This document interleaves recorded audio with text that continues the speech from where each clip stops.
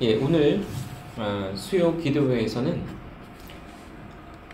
제2차 런던 침례교 신앙고백서 제19장 하나님의 율법에 관한 교리를 이어서 살펴보려고 합니다. 우리는 6항을 함께 살펴보고 있는데요. 하나님의 율법이 참된 신자들에게 어떤 유익을 주는지를 계속 살펴보고 있습니다. 많은 사람들이 율법에 대해서 생각할 때 율법은 구약시대 이스라엘 사람들에게만 주어졌고 예수 그리스도의 십자가의 대속을 통해서 구속을 받은 신약의 성도들은 이젠 율법으로부터 자유케 되어서 더 이상 율법과 관계가 없다고 생각합니다. 그러나 우리는 성경 말씀을 통해서 이 율법이 구약의 성도들뿐만 아니라 또는 구약 사람들뿐만 아니라 이 신약의 은혜 시대를 살아가는 모든 신자들에게도 계속해서 유익하다는 것을 살펴보고 있습니다. 우리는 그 유익 가운데 지난 시간에 특별히 신자들이 이 율법을 통해서 자신을 점검함으로써 자신 안에 있는 죄가 얼마나 심히 부패한 죄인지를 더 깊이 알게 된다는 것을 배웠습니다. 비록 율법이 우리를 정죄하지도 아니하고 그리고 율법이 우리에게 어떤 축복을 주는 것도 아니지만 율법은 여전히 우리의 마음 안에 있는 죄를 더 깊이 깨닫고 각성하게 만들어줍니다. 다시 말해서 우리 안에 숨어있는 이 죄가 다시 말해서 우리 안에 여전히 존재하는 이 죄가 얼마나 더럽고 추하고 악한 것인지를 그 본질을 더 분명히 드러내주는 것이죠. 그래서 저는 이 율법의 이와 같은 죄를 드러내는 기능을 우리가 날마다 사용하는 거울에 비유해서 말씀을 드렸습니다. 우리 얼굴을 우리가 거울에 비추어 우리 얼굴이 얼마나 깨끗한지 또는 얼굴에 어떤 더러움이 있는지 없는지를 살펴보는 것처럼 우리는 율법이라는 이런 영적인 거울을 통해서 우리의 마음을 비춰보게 됩니다. 이 율법은 완전한 하나님의 법이고 그렇기 때문에 이 완전한 거울로서 우리의 영적인 상태를 비춰주는 것이죠. 그래서 우리는 이 죄를 더 분명히 더 깊이 깨달음으로써 우리는 죄에 대한 더 깊은 인식을 갖게 되고 죄를 더 깊이 인식하면 인식할수록 우리의 마음은 더 겸손해집니다. 왜냐하면 그리스도인들은 죄를 용서받았으나 자신의 수고나 공로나 의를 통해 용서받는 것이 아니라 전적으로 예수 그리스도라고 하는 우리의 구원자를 통해서 우리가 죄를 용서받았기 때문입니다. 우리가 죄를 더 깊이 알고 우리의 죄가 얼마나 크고 악한지를 알면 알수록 우리를 구속해 주신 그리스도의 은혜와 사랑이 더 귀해집니다. 왜냐하면 선한 사람을 구원하고자 하는 사람이 있지만 악한 자를 구원하고자 하는 자는 세상에 없기 때문이죠. 의로운 자를 위해 죽으려는 사람은 혹 있거니와 불의한 자를 위해 죽으려는 사람은 세상에 없기 때문입니다. 우리가 죄를 더 깊이 알면 알수록 다시 말해서 우리가 하나님 앞에 더 불의하다는 것을 알면 알수록 우리 같은 죄인을 위해서 십자가에 돌아가신 그 그리스도의 사랑이 얼마나 크고 놀라운 것인지 우리는 헤아릴 수 없다는 것을 배우게 됩니다. 다시 말해서 내 안에 있는 죄가 헤아릴 수 없이 많고 내 안에 있는 죄가 바다보다 깊고 그 죄가 너무나 넘치는 것이라면 그와 같은 죄인을 위해 십자가에 돌아가신 그리스도는 참으로 우리를 너무나 넘치도록 사랑하신 것이기 때문이죠. 그래서 그리스도인들은 율법을 배움으로써 율법을 통해 자신이 얼마나 큰 죄인인지를 더 깊이 알게 되고 그로 인해 겸손케 되어서 자기 자신을 신뢰하거나 자랑하는 것이 아니라 오직 자신을 위해 십자가에 돌아가신 하나님의 아들, 그 놀라우신 구원자만을 더 크게 사랑하게 되고 자랑하게 되고 높이게 되는 것입니다. 그래서 율법은 우리에게 여전히 유용한 것이고 우리가 율법을 더 깊이 알고 풍성히 알기 위해서 기도해야 됨을 말씀을 드렸습니다. 우리는 본질적으로 우리의 죄를 보는 데 익숙하지 못한 사람들입니다. 우리는 다른 사람의 흠과 다른 사람의 결점은 쉽게 찾아내지만 우리는 우리 자신을 성령님의 빛을 통해 성찰하지 않는 한 우리는 우리의 잘못을 쉽게 발견하지 못합니다. 그렇기 때문에 자신이 죄 가운데 살고 있으면서도 많은 사람들이 자신이 죄인이라는 것을 깨닫지 못하면서 회개할 필요를 느끼지 못하는 것이죠. 그러나 성령님께서 말씀의 빛을 통해서 그 사람의 양심을 비춰주시게 되면 캄캄한 밤에 이 스위치가 켜져서 밝은 형광등이 그 방 안을 비추어서 그 안에 있는 아주 더러운 것과 그리고 바퀴벌레 같은 이 불결한 어떤 곤충들이 있다는 것을 우리가 보게 되는 것처럼 성령의 빛이 우리 마음의 어두운 양심을 비추실 때 우리 마음에 우리가 그동안은 보지 못했던 그 더러움과 불결함과 부정함을 보게 되면서 우리가 겸손케 되어 주님의 은혜를 구하게 되는 것입니다. 자, 이것이 이제 우리가 지난 시간에 살펴봤던 내용입니다.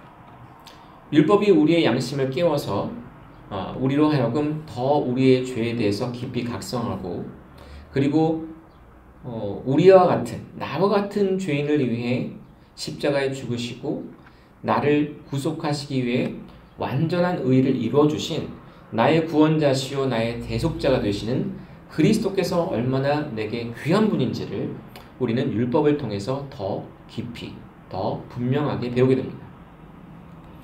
자, 다음으로 우리가 이제 율법을 통해서 얻게 되는 유익은 율법을 통해서 거듭난 신자들이 자신의 부패함을 더욱 억제하는 데 유익하다는 것입니다. 신자들은 예수님의 피를 통해 속죄를 받았으나 그럼에도 불구하고 육체를 입고 이 세상에 살아가는 동안은 여전히 자신 안에 죄를 가지고 있습니다. 그렇기 때문에 신자라고 불려지는 이런 성도들이 성도라고 불려지는 또한 신자들이 완전한 거룩함과 완전한 의로움 가운데 걷지 못하고 넘어질 때가 있는 것입니다. 성도는 완전히 영화롭게 된 존재가 아니라 이 땅 가운데서 구속을 받아 거듭나서 계속해서 성화되어 가며 그리고 영화라고 하는 최종적인 목적을 향해 가는 순례자들입니다. 우리가 존 버넌이 쓴 천류역정이라고 하는 그와 같은 비유적인 경건 서적을 통해서 알게 되는 것처럼 크리스천이 십자가 밑에서 그 죄의 짐을 벗고 나서 바로 그가 완전한 더 이상 개선될 여지가 없는 완전한 성화에 도달한 것이 아니라 그는 계속해서 좁은 길을 걸으며 여러 가지 경험과 가르침을 통해서 계속해서 그 하늘의 천국의 문을 향해 나아가는 계속 성화되는 과정을 우리에게 보여줍니다. 자, 그래서 우리는 거듭남이라고 하는 것, 구원받는다는 것이 완전한 성화에 이른다는 것이 아니라 바로 그 완전함을 향해서 계속 나아가는 출발을 하는 것이라는 것을 우리는 기억해야 되는 것이죠. 이처럼 믿음의 길과 성화의 길을 시작한 성도들은 계속해서 성화의 길을 걸으면서 성화의 어떤 단계를, 성화의 어떤 깊이를 더해가게 되는데요. 이처럼 우리가 성화되어 갈 때 율법이 하는 역할이 있습니다. 율법은 기본적으로 죄를 금하는 역할을 합니다. 하나님께서는 우리에게 율법을 통해서 하나님의 뜻을 밝게 보여주심으로써 우리가 악을 떠나 의를 행하도록 우리를 인도하십니다. 그렇기 때문에 우리가 율법을 읽고 묵상하게 되면 우리는 우리 안에 있는 죄를 발견할 뿐만 아니라 또한 우리가 그와 같은 죄에서 떠나야 된다는 것을 배우게 됩니다. 다시 말하면 그와 같이 더럽고 추하고 악한 죄에 빠지지 않도록 스스로 자신을 신중하게 살펴보게 되고 자신이 가는 길에 어떤 그런 위험성이 없는지를 미리 예상하면서 자신이 가는 길을 조심하게 되는 것이죠. 그래서 율법은 성도들로 하여금 자신의 부패성을 억제하는 데 도움을 줍니다. 자, 이것이 바로 율법이 우리에게 주는 또 한 가지의 유익입니다. 또한 율법은 율법의 경고와 위협을 알려줌으로써 그 죄가 더럽고 추할 뿐만 아니라 그 죄가 어떤 형벌과 어떤 저주와 어떤 고난을 받아야 되는지를 보여줍니다. 우리가 신명기 말씀을 보게 되면 하나님께서 모세를 통해서 율법을 주시면서 이스라엘 백성들 앞에 율법을 행했을 때 그들이 받게 될 축복과 율법을 그들이 위반하고 멸시했을 때 받게 될 그들의 형벌에 대해서 복과 저주, 생명과 사망에 대한 그와 같은 하나님의 뜻을 그들 앞에 선포했습니다. 다시 말해서 율법을 행하게 되면 이스라엘 백성들에게 행위 언약으로서 주어졌을 때 율법을 행하고 순종하게 되면 그들에게 축복과 생명과 풍성한 번영을 주시겠지만 그 율법을 멸시하고 경시하면서 율법을 위반하고 하나님을 떠난 우상 숭배에 빠지며 하나님의 율법을 떠나고 버릴 때 그들은 비참함과 가난과 궁핍과 역병과 칼로 죽임을 당하는 비참한 하나님의 형벌이 그들에게 경고되어 있었던 것이죠. 자, 그러나 성도들은 그와 같은 행위 언약 아래에 있지 않기 때문에 우리가 율법을 어겼고 율법을 우리가 다 지키는데 실패했다 할지라도 우리는 율법에 있는 저주를 받지 않습니다. 그 이유는 예수님께서 나무에 달리사 우리를 대신하여 율법의 저주를 담당하셨기 때문입니다. 예수님께서 우리가 위반하는 그 모든 율법의 불순종과 실패와 그리고 그 죄에 대해서 예수님께서 그 죄를 대신 짊어지시고 죄 없으신 분께서 우리의 죄를 짊어지시고 대신 고난받으셨고 대신 매를 맞으셨고 대신 채찍에 맞으사 우리를 하나님과 화평케 하셨고 우리의 징벌을 대신 담당해 주신 것이죠. 그렇기 때문에 신자는 율법의 순종에 완벽한 순종에 미치지 못한다 할지라도 다시 말해서 율법을 지키지 못하고 실패한다 할지라도 결코 율법의 저주나 사망의 심판을 받지 않습니다. 그러나 율법은 우리로 하여금 그 율법을 어겼을 때 그 율법을 어긴 죄가 마땅히 얼마나 무서운 죄와 얼마나 무서운 형벌과 얼마나 무서운 고난을 받아야 되는지를 알려줍니다. 하나님을 떠나고 다시 말해서 하나님에 대한 믿음을 저버리고 신성모독의 죄를 지으면서 우상을 숭배했을 때 하나님께서는 그들에게 전염병과 무시무시한 전염병과 그리고 그들이 하는 모든 일의 저주와 그들이 집을 나가든지 집으로 들어오든지 모든 일이 저주를 받고 그리고 그로 인해서 씨를 뿌려도 수확이 적을 것이며 그리고 그들이 하는 모든 일 가운데 실패가 있을 것이고 그리고 심지어 칼에 의한 죽음과 여러 가지 많은 질병으로 해서 고통받고 죽음에 결국 이르게 될 것을 말씀하셨습니다. 여러분이 이 부분에 대해서 좀 더 알고 싶으시다면 신명기 후반부를 한번 보십시오.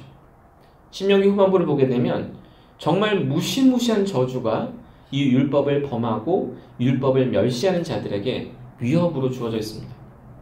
다시 말해서 성도라 할지라도 우리가 짓는 죄, 우리가 범하는 그 율법을 범하는 그 범죄는 사실 하나님 앞에서 그처럼 무서운 징벌과 저주와 심판을 받아야 마땅한 그와 같은 끔찍한 죄라는 것이죠. 그리고 우리가 죄를 지을 때 그로 인해서 우리는 엄청난 고난과 고통을 받아야 마땅하다는 것을 배우게 됩니다. 그런데 우리의 삶은 어떻습니까?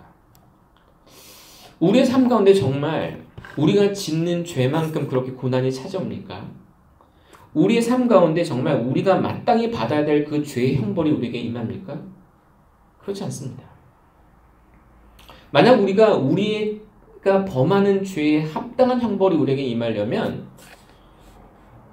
우리는 하루도 살지 못하고 바로 즉사할 것입니다. 제가 지난주 설교에서 말씀을 드렸는데요. 하나님께 예배를 드릴 때 하나님께서 규정하시지 않은 방식으로 예배하러 나오는 자를 하나님께서는 그 자리에서 죽이셨습니다. 나답과 아비후라고 하는 이 아론의 두 아들은 하나님께서 명령하시지 않은 그 이상한 불을 들이면서 나왔다가 그들은 그 벌에 합당한 형벌을 받았는데 사망이었습니다. 하나님께 합당치 않은 태도와 합당치 않은 어떤 방식으로 하나님을 예배할 때 하나님은 그 죄를 물어서 그 자리에서 죽이셔도 그것은 바로 과하지 않은 율법에 합당한 형벌인 것이죠. 자, 그래서 우리는 우리의 삶 속에 사실 많은 고난이 있다고 생각할 때가 있습니다. 우리 인생 가운데 너무 고난이 자주 찾아오고 우리의 삶 속에 고통과 어려움과 공경이 계속 이어지는 것에 대해서 우리는 불평할 때가 있습니다. 자, 그러나 우리가 정말 율법을 제대로 알게 되면 우리는 결코 우리가 이 땅에서 겪는 고난이나 어려움이나 공경을 우리가 마땅히 받아야 될 것보다 더 과한 것이라고 말할 수 없습니다. 우리는 우리의 죄에 비하여서 정말 하나님께서 은혜 가운데 우리에게 정말 가볍고 정말 적은 분량의 어려움만을 허락하신다고 우리가 인정하지 않을 수 없는 것이죠. 자, 이 부분에 대해서 우리가 한번 말씀을 좀 보겠습니다.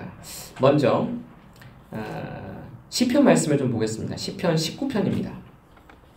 시편 19편을 잠깐 보겠습니다.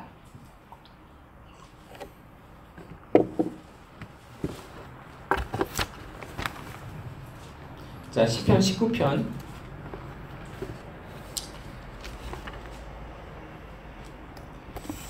7절부터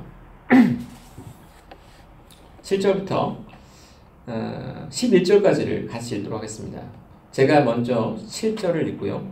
계속 교대로 읽어주시기 바랍니다. 주의 율법은 완전하여 혼을 회심시키고 주의 증언은 확실하여 단순한 자를 지혜롭게 하며 주의 법규들은 올바라서 마음을 기쁘게 하고 주의 명령은 순수하여 눈을 밝게 하는도다. 주의 두려움은 깨끗하여 영원토록 지속되고 주의 판단들은 진실하고 전적으로 의로우니 그것들은 금보다 참으로 많은 정금보다 더 사모해야 할 것들이며 또 꿀과 벌집보다 더 달도다. 11절 같이 읽겠습니다. 주의 종이 또한 그것들로 경고를 받나니 그것들을 지킬 때에 큰 보상이 있나이다. 시편 19편은 하나님의 말씀에 관한 시입니다. 그런데 7절을 보시게 되면 주의 율법에 대한 말씀이 이렇게 표현되어 있습니다. 주의 율법은 완전하여 혼을 회심시킨다 라고 말씀합니다. 하나님의 법은 완전한 법입니다. 다시 말해서 하나님의 법은 무언가 부족함을 허용하지 않습니다. 뭔가 연약하거나 부족하거나 결핍은 결코 용납될 수가 없는 것이죠. 하나님의 법은 완전하고 부족함이 없고 흠이 없는 철저히 선하고 거룩하고 의로운 법입니다. 그렇기 때문에 이 법을 제대로 배우게 될 때 사람은 회심하게 됩니다. 다시 말해서 성령님께서 이 율법을 사람의 마음에 비추어 주시고 깨닫게 하실 때 사람은 자신의 죄를 깨닫게 됩니다. 내가 율법을 알기 전에는 그래도 나름 괜찮은 사람인 줄로 알았는데 이 율법이라는 완전한 자의 나를 비춰보고 나를 이렇게 대어봤더니 내 삶이 참으로 완전히 구부러져 있구나. 이 완전히 곧은 이 율법이라는 자의 내 삶을 이렇게 비교해봤더니 나의 삶이 정말 이 율법의 곧은 길을 떠나 너무나도 구부러지고 비틀어진 죄의 길을 걸어왔구나 깨닫게 되는 것이죠. 그래서 자신 안에 있는 이 마음이 부패하고 그리고 속임수가 가득하고 극도로 사악하다는 것을 발견하게 됩니다. 이것이 바로 회심의 출발입니다. 사람이 구원을 받는다는 것은 그냥 단순하게 예수님을 십자가에 못 박히신 예수님을 믿는다라고 하는 그와 같은 진리가 뭐랄까요? 그 사람 안에서 정말 효과적인 역사를 이루기 위해서는 성령께서 이 율법이라고 하는 이 도구를 통해서 그 사람 안에 십자가가 왜 필요한지를 먼저 보여주시는 것이죠. 많은 사람들이 교회를 다니면서 예수님을 믿으면 구원을 받는다. 예수님께서 십자가에 못 박혀 죽으셨다는 것을 믿으면 구원을 받는다는 이 단순하고 이 놀라운 복음의 진리를 배우지만 이 놀라운 복음의 진리가 그 사람의 영혼에 아무런 유익을 주지 못하는 이유는 이 율법의 역사를 경험해보지 못했기 때문입니다. 사람이 이 율법을 통해서 그 마음이 얼마나 죄로 기울어져 있고 그 마음이 얼마나 죄로 더럽혀져 있고 악함으로 그 죄가 오염되어 있는지를 보지 않으면 그 사람은 예수님을 바라봐야 된다는 필요성을 느끼지 못합니다.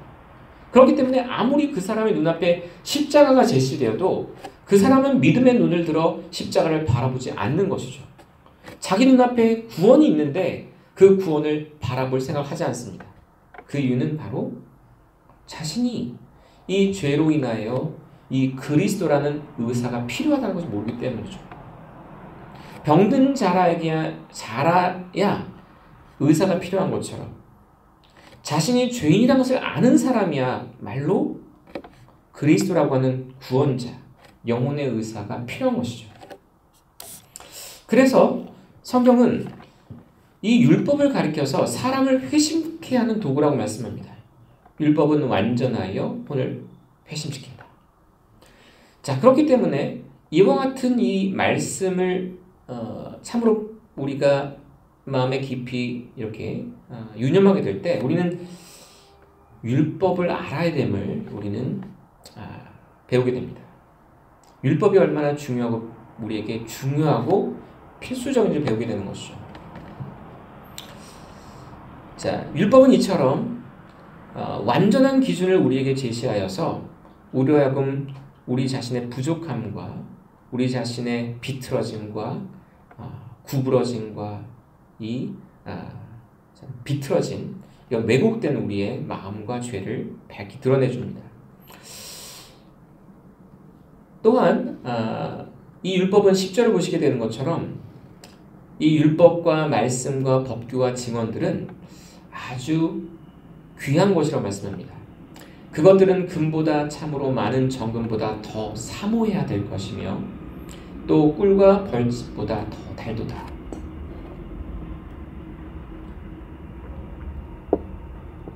우리가 하나님의 말씀을 바르게 알고 믿을 때 우리는 이 말씀의 달콤함을 경험하게 됩니다. 왜냐하면 우리는 율법을 통해서 깊이 낮아진 다음에 어떻게 보면은 그 율법을 통해서 우리가 병들고 상처 입었고 반드시 구원자가 필요한 그와 같은 비참한 상태에 있다는 것을 알게 된 다음에 우리는 주님의 이 말씀 복음을 통해서 그리스도께서 나 같은 죄인을 사랑하신다는 걸 배우게 됩니다.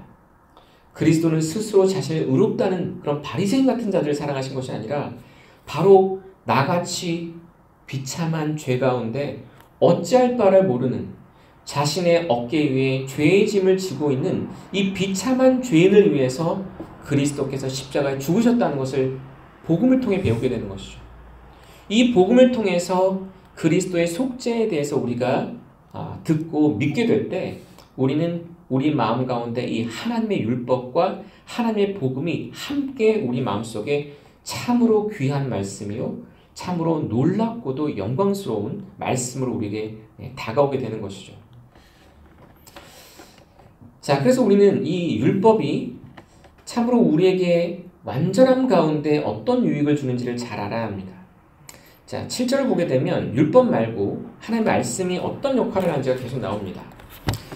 주의 율법은 완전하여 혼을 회심시키고 주의 증언은 확실하여 단순한 자를 지혜롭게 하며 주의 법규들은 올바라서 마음을 기쁘게 하고 주의 명령은 순수하여 눈을 밝게 하느니라. 주의 두려움은 깨끗하여 영원토록 지속되고 주의 판단들은 진실하고 전적으로 의로우니 그것들은 금보다 참으로 많은 정금보다 더 사모해야 될 것이며 또 꿀과 벌집보다 더 달도다. 여기 보게 되면 주의 두려움이 나옵니다. 하나님의 말씀은 주의 두려움이라 불려집니다. 왜냐하면 이 하나님의 말씀은 하나님의 두려우심과 같기 때문이죠. 하나님을 경외하는 어떤 이 태도가 이 말씀이 우리에게 주는 열매입니다. 자, 그런데 우리는 이 말씀을 얼마나 사모하는지를 잘 돌아봐야 합니다. 많은 사람들이 금은 사랑하고 정금은 아주 귀한 것을 여기지만 이 말씀의 귀함을 아는 사람들은 굉장히 드뭅니다. 말씀을 사랑하고 그 말씀의 달콤함을 느끼는 사람은 굉장히 찾아보기 힘든 것이죠. 그러나 참으로 성령을 통해 은혜를 받은 사람들 안에는 이 은혜가 있습니다. 이 말씀이 금보다 더 귀한 이와 같은 참 말씀의 가치를 아는 지혜가 있는 것이죠. 여러분, 금으로 사람의 영혼을 살 수 있습니까? 여러분, 정금, 황금을 많이 갖는다고 우리 영혼이 죄로부터 구속을 받을 수 있습니까? 결코 그럴 수 없는 것이죠.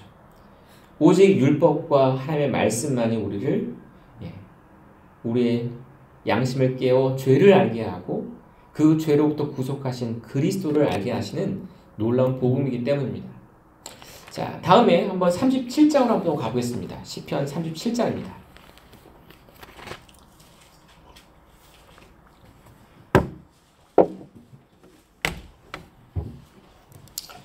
자, 시편 37장을 보시면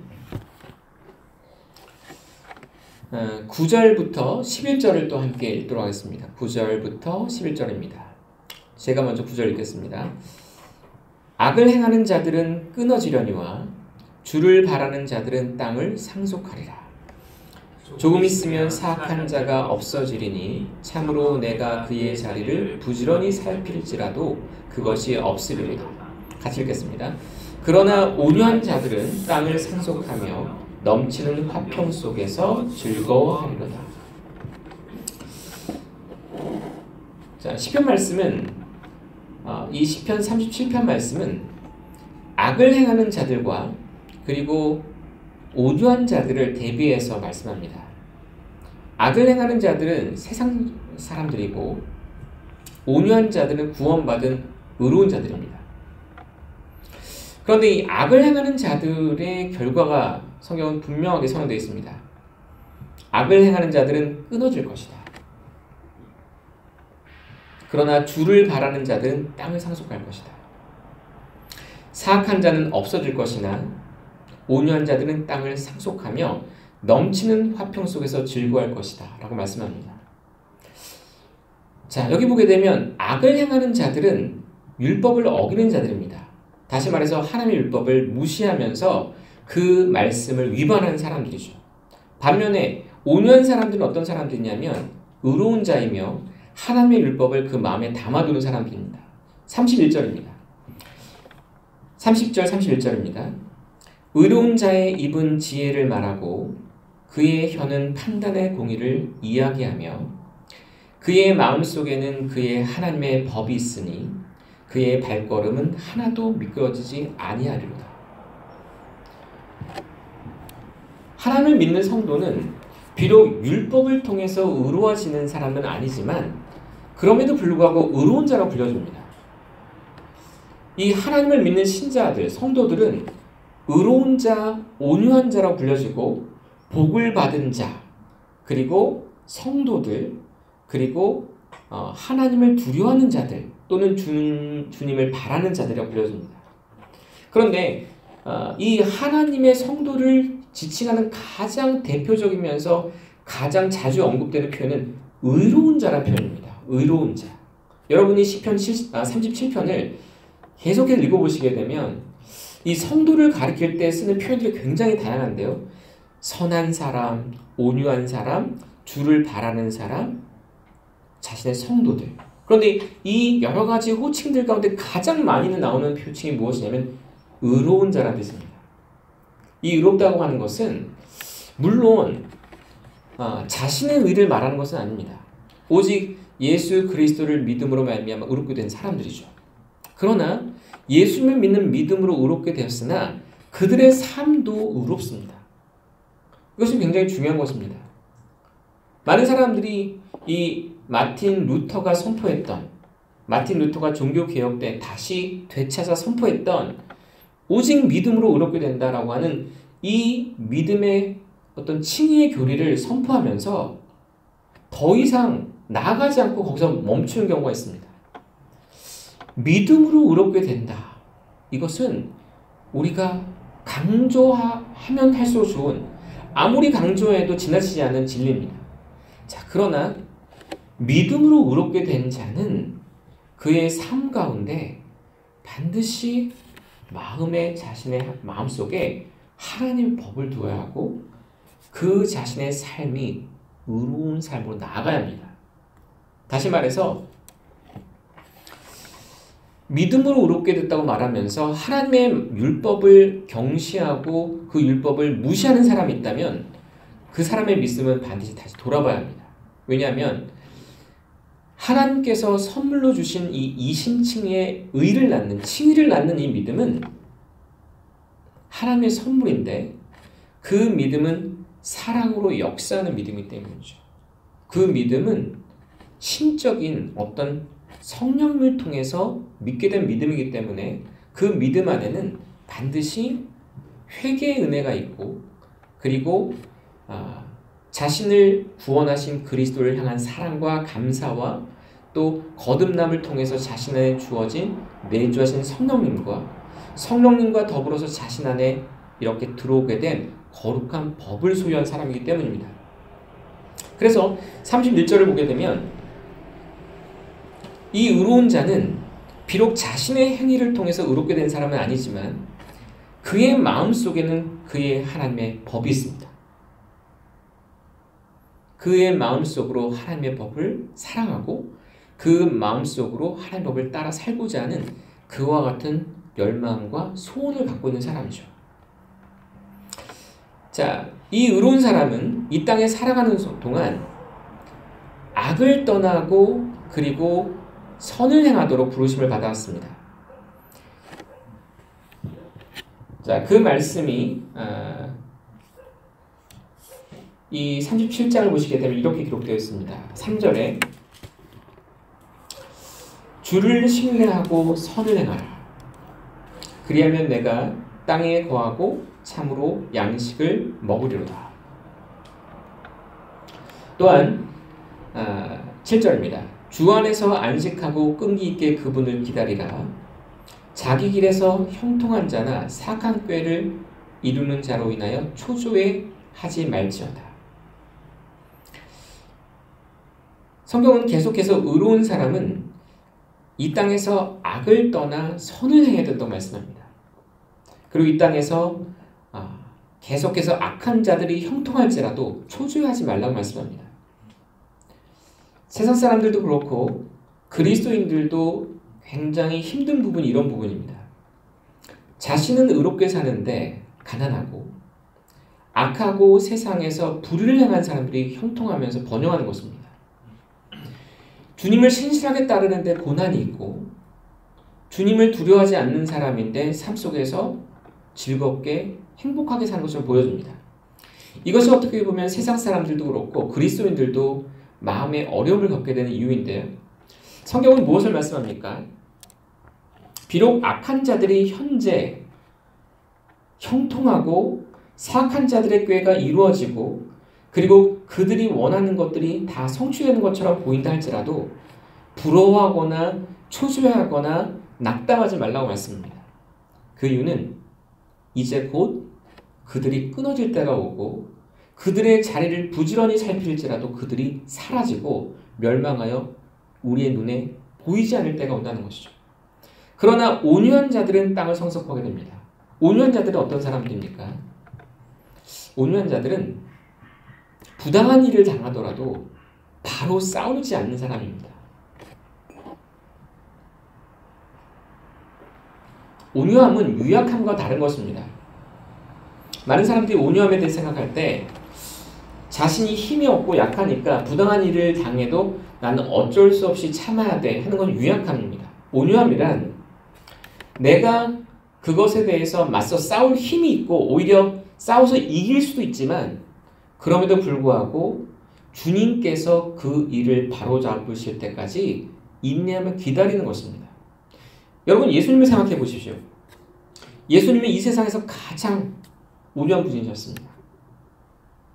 예수님께서 자신의 그 온유함을 가장 놀랍게 드러내셨을 때는 예수님이 고난받으시고 십자가에 못 박히셨을 때입니다. 여러분 예수님께서 힘이 없으셔서 옷 벗김을 당하고 채찍에 맞으셨겠습니까?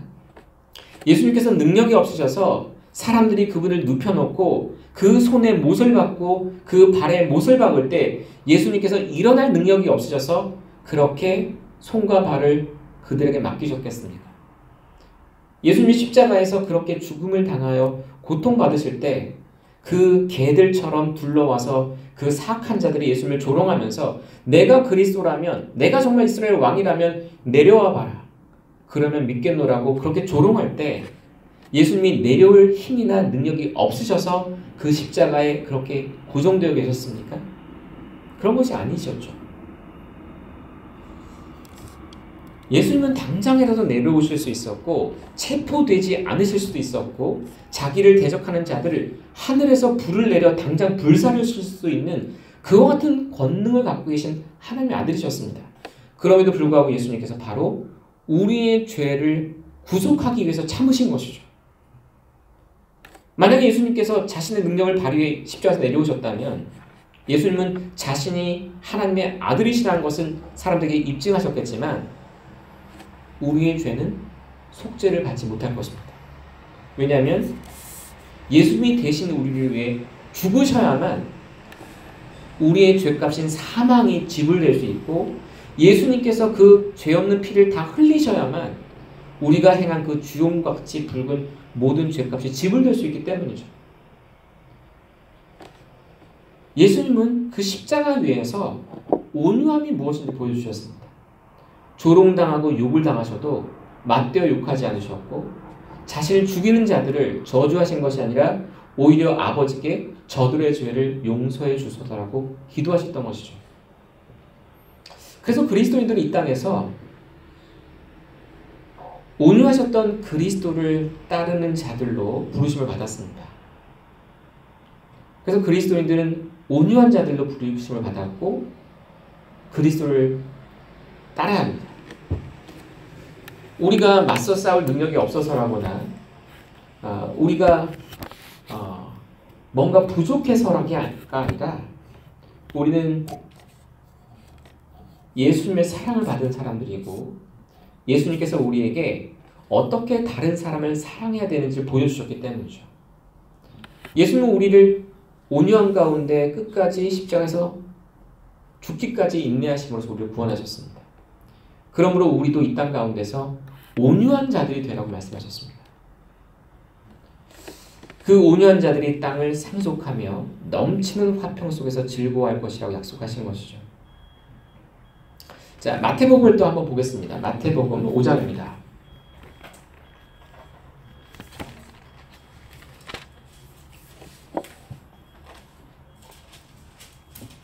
자, 마태복음 5장 5절과 6절입니다. 마태복음 5장 5절 6절 같이 읽도록 하겠습니다. 시작. 온유한 자들은 복이 있나니 그들이 땅을 상속받을 것이기 때문이요. 의에 줄이고 목마른 자들은 복이 있나니 그들이 배부를 것이기 때문이요. 자, 우리가 37편, 시편 37편에서 본 것처럼 예수님께서 이 산상수훈 가운데서 다시 이 말씀을 해주셨습니다. 온유한 자들은 복이 있나니 그들이 땅을 상속받을 것이다. 어떻게 사람이 온유해질 수 있을까요? 우리는 사실 온유한 성품을 가진 사람들이 아니라 우리는 우리가 받은 어떤 상처나 우리가 받은 모욕에 대해서 즉각적으로 복수하는 그와 같은 잔인하고 어떻게 보면 날카로운 성품을 우리는 가지고 있습니다. 그런데 성경은 온유한 자들이 복을 받는다고 말씀합니다. 온유한 자들이 복이 있다고 말씀하는 것이죠. 여기서 말하는 온유함이란 아무도 태어날 때 가지고 태어난 온유함이 아닙니다. 세상에 어떤 사람들은 굉장히 유순한 사람들이 있습니다. 유순해서 남들과 싸우는 것을 싫어해서 피하는 사람들이죠. 남들과 갈등을 일으키는 걸 싫어해서 어떻게든 사람에게 맞춰주는 사람들이 있습니다. 그런 사람들 유순한 사람이지 온유한 사람이 아닙니다. 여기서 온유하다는 것은 이 하나님의 은혜로 말미암아 예수님의 이 성품을 갖게 된 사람들을 말하는 것이죠. 예수님을 바라보면서 예수님께서 나를 위해 그렇게 십자가의 죽음까지 견뎌내셨다는 것을 보면서 우리도 또한 원수를 사랑하라고 말씀하시지 않으셨습니까? 내 이웃을 사랑하라고 말씀하셨지만 너는 원수를 사랑하라고 말씀하셨고 너를 저주하는 자를 위해서 기도하고 너희를 핍박하는 자들 위해서도 축복하며 기도하라고 말씀하셨습니다.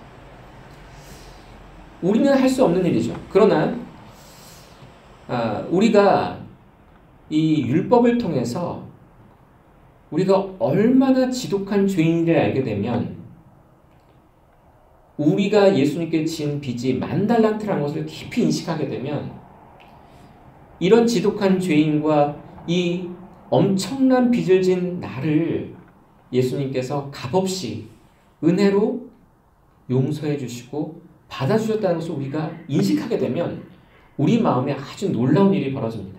그것은 전에는 할 수 없었던 일을 할 수 있는 능력이 생기는 것이죠.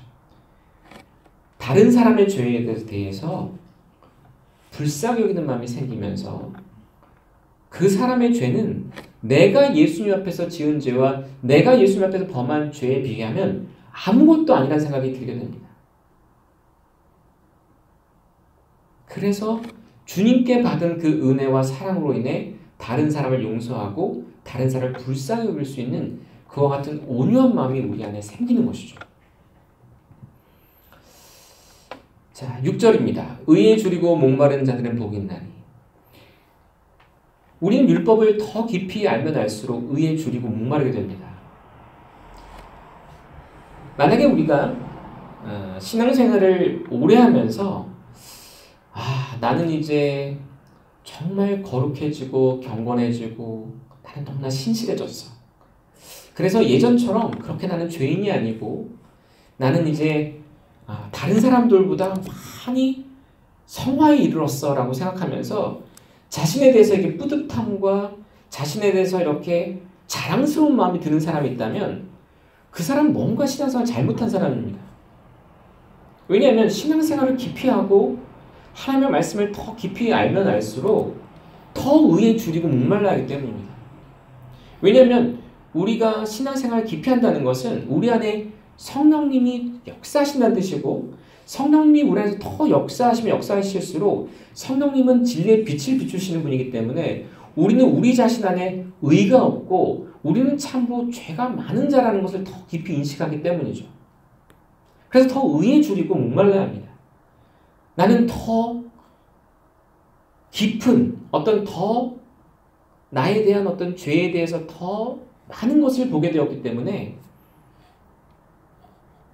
더욱더 하나님의 은혜가 필요하고 예수 그리스도의 보혈이 더 필요하고 늘 그리스도의 십자가 앞에 나가지 않으면 안 되는 그와 같이 비참한 죄가 내 안에 있다는 것을 더 깊이 인식할수록 우리는 더욱더 이 죄로부터 분리되어서 온전히 영화로운 몸을 입고 그리스도와 같이 이렇게 변화되어 구속받게 될 그날을 사모하면서 그 의, 완전한 의를 더 사모하면서 줄이고 목마름 가운데 갈망하게 되는 것이죠.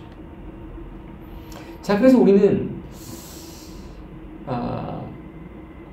우리의 신앙생활을 돌아보고 우리 자신을 이렇게 점검할 때 우리 날마다 이것을 점검해 봐야 합니다. 나는 의에 줄이고 목마른가? 나는 더 이 신앙생활 가운데 어떤 연륜이 쌓일수록 나는 더 주님의 의와 주님의 오심과 주님이 오실 때 가져오실 그 완전한 의를 사모하는가? 이것이 바로 우리 자신을 이렇게 점검해야 될 아주 중요한 어떤 점검의 제목입니다. 자, 시간이 이제 다 지나가고 있어서 좀 마무리 좀 해야 될 것 같은데요. 우리는 율법을 행하게 될 때 또 율법을 우리가 통해서 어떤 죄에 대해서 더 억제하는 어떤 일들을 행하고 또 율법을 행함으로써 어떤 이 복을 기대할 때 이 점을 한 가지 우리는 꼭 기억해야 합니다. 그것은 율법의 약속이 신자들에게 순종함으로써 주어지는 하나님의 칭찬과 율법을 행함으로써 어떤 복을 기대할 수 있는지를 보여주는데, 그러나 우리가 율법을 행함으로 축복이 온다 할지라도 그것이 율법 때문에 주어지는 것은 아님을 우리는 기억해야 합니다. 율법은 우리에게 그 율법을 위반하면 아주 두려운 심판이 있다는 것을 보여줍니다. 경고하는 것이죠. 또 한편으로 율법을 행할 때 굉장히 큰 복이 있다는 것을 말씀해 줍니다. 우리가 의롭게 행할 때 주님께서 우리의 삶 가운데 큰 복을 주신다고 말씀하는 것이죠. 자, 그러나 우리가 이처럼 율법이 경고도 하고 율법이 축복을 약속하기도 하지만 우리가 율법을 행함으로써 어떤 복을 기대할 수 있다 할지라도 율법 자체가 우리에게 어떤 복을 주는 통로가 되는 것은 아님을 기억해야 합니다. 이것이 교회에서 많이 오해되고 있는 부분입니다. 교회에서 많은 사람들이 11조에 대한 어떤 복을 생각할 때 어떤 11조를 하게 되면 복을 받는다는 어떤 구약의 이런 약속들이 있거든요. 그러면 11조를 했을 때 사람들은 당연히 그 율법을 지켰기 때문에 복을 받는다고 생각합니다. 그러나 성경은 율법을 통해서 그것이 복이 오는 것이 아니라 오직 우리는 그리스도를 통해서 오는 것입니다. 왜냐하면 율법은 우리에게 계속해서 강조해드리지만 무엇을 하지 말아야 할지를 보여주고 무엇을 행해야 될지를 보여주는 것이지 그 율법 자체가 우리에게 복을 주거나 저주를 주지 않습니다. 왜냐하면 우리는 그리스도 안에 있기 때문에 더 이상 율법 아래에 있는 존재가 아니기 때문입니다. 율법 아래에 있는 자들은 행위 원칙 안에서 율법을 행하면 복을 받고 율법을 범하면 저주를 받는 거지만 이제 예수님의 십자가를 통해서 함께 못 박혀 죽은 사람들은 율법으로부터 해방되어서 이제는 은혜 아래 있기 때문에 율법을 행하더라도 율법 때문에 은혜를 받는 것이 아니라 그리스도의 십자가의 은혜로 오는 은혜를 받는 것입니다. 이것을 잘 이해하셔야 합니다. 자, 다시 한번 우리가 이 로마서 한번 6장으로 한번 가보겠습니다. 6장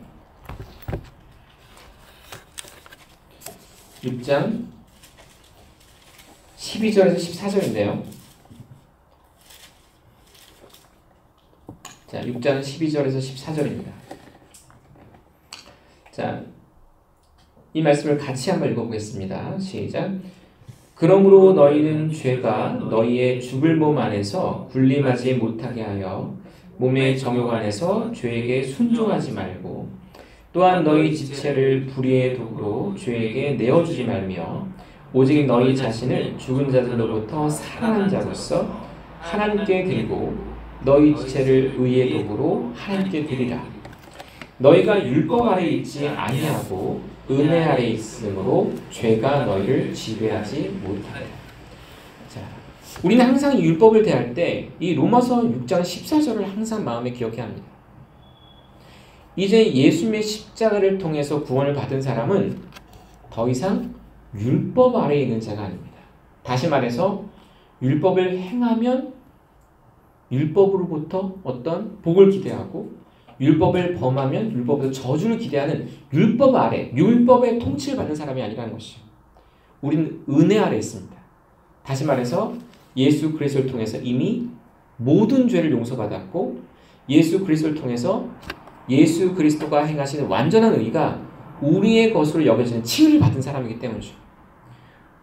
우리는 앞으로 그러한 어떤 칭의를 받기 위해 노력하는 사람들이 아니라 예수 그리스도를 믿는 사람들은 이미 그리스도 안에서 모든 죄가 용서됐고 그가 그리스도 안에서 모든 의를 행한 것처럼 여겨지는 이런 은혜 아래 있는 사람들입니다.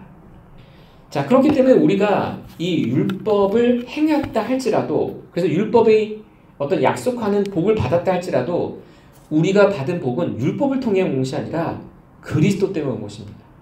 그리스도께서 우리의 죄를 사하시고 그리스도께서 우리를 대신하여 의를 행하셨기 때문에 하나님께서 우리에게 복을 주시는 것이죠.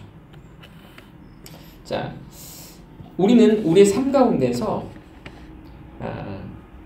이 12절과 13절이 말씀하는 것처럼 우리 자신을 하나님께 드려야 합니다. 우리의 삶 속에 죄가 우리의 삶 속에서 군림하지 않게 하려면 우리는 우리 자신이 예수님의 십자가에 옛사람이 함께 못 박혀 죽었다는 것을 믿어야 하고, 그리고 그리스도의 부활과 함께 다시 새 생명 가운데 일어나서 우리가 이제는 새로운 생명 가운데 주님을 섬길 수 있는 이 놀라운 신분과 특권을 얻었다는 것을 항상 기억해야 되는 것이죠. 그리고 우리는 우리의 삶 속에서 그리스도의 십자가로 말미암아 죄가 정죄를 받았고, 그리스도의 십자가로 말미암아 우리가 다시 부활한 새 생명을 얻은 자로서 이제는 우리는 육체에게 빚진 자가 아니요 성령님 안에서 걸어야 될 그와 같은 자들임을 항상 기억해야 합니다. 그리고 우리 자신을 죽은 자들로부터 살아난 자로, 우리 자신이 죽은 자들로부터 살아난 자로서 우리 자신을 하나님께 드리고 우리 지체를 의의 도구로 하나님께 드리는 이 일에 우리가 힘써야 된다고 말씀하는 것이죠. 그러할 때 우리 삶 속에서 참으로 성령님의 열매와 또한 하나님께서 우리에게 참 기대하시는 그런 삶의 아름다운 열매가 우리 삶 속에 맺히게 됩니다. 자, 마지막 부분을 제가 오늘 읽고 이 6강을 좀 마무리하겠습니다. 따라서 선을 행하고 악을 삼가는 것이 그가 율법 아래 있고, 따라서 선을 행하도록 격려하고 악을 행하지 않도록 억제하는 율법의 역할로 인해 사람이 선을 행하고 악을 삼가는 것이 그가 율법 아래 있고 은혜 아래 있지 않음을 보여주는 증거는 아니다. 다시 말해서 어떤 사람이 악을 삼가하면서 선을 행할 때 그 모습을 보면서 저 사람은 율법 아래 있는 사람이야, 그러니까 저렇게 율법을 따라 악은 피하고 선을 행하는 것이지, 이렇게 생각하면 안 된다는 것입니다. 그리스도인들은 율법 아래 있기 때문에 율법을 행하는 것이 아닙니다. 그리스도인들은 그 율법이 자기를 저주하지도 않고 정죄하지도 않고 축복하는 것도 아니지만 그 율법이 하나님의 거룩한 뜻을 보여주기 때문에 그 율법을 행하는 것입니다. 왜냐하면 거듭난 사람은 하나님의 생명을 갖고 있기 때문에 자신의 아버지인 하나님을 기쁘시게 하고자 하는 그와 같은 자원하는 마음을 갖고 있는 것이죠. 그래서 자기 안에 있는 그 어떤 거룩한 소원을 가지고 거룩한 법을 순종하는 것이지, 그 율법이 두려워서라거나 그 율법을 통해서 복을 받기 위해서 율법을 행하고 있는 것이 아닌 것이죠. 자, 그래서 우리는 이것을 잘 점검해 봐야 합니다. 나는 율법을 대할 때 율법 자체를 통해서 두려움 가운데 행하려 하는가? 아니면 나는 율법을 행함으로써 어떤 복을 받으려 하는가? 아니면 예수님을 믿음으로 내가 율법으로부터 해방되어 은혜 안에 들어와서 나를 이렇게 구원해 주신 그 예수 그리스도를 사랑하고 그분께 대한 감사로 인해서 그 율법을 사랑하고 그 율법을 행하고자 하는가? 이것을 우리가 잘 점검해 볼 필요가 있습니다. 자, 그러면 기도드리고 오늘 말씀을 마치겠습니다. 하나님 아버지, 오늘 이 율법에 대한 말씀을 통해서 율법이 여전히 신약의 성도들에게 유용하며 이 율법을 통해서 성도들이 죄에 대해 더욱더 억제하는 힘을 얻게 되고, 또한 율법을 통해 우리가 짓는 죄가 얼마나 무서운 형벌을 가져올 수도 있었을 죄인지, 그리고 우리가 그 죄에 따라 심판을 받는다면 얼마나 큰 고난을 당해야 마땅한지를 생각하게 되고, 또 율법을 통해서 축복과 또 하나님의 어떤 약속들을 바라보면서 더욱더 선을 행하고 악을 삼가도록 격려를 받고 또 어떤 경고를 받는 것을 돌아보게 되었습니다.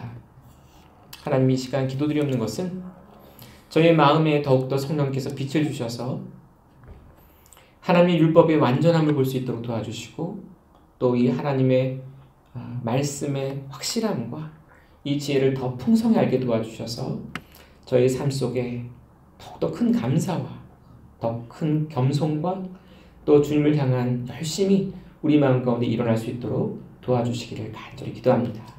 감사드리며 이 모든 기도를 우리 주 예수 그리스도 이름으로 간절히 기도렸습니다. 아멘.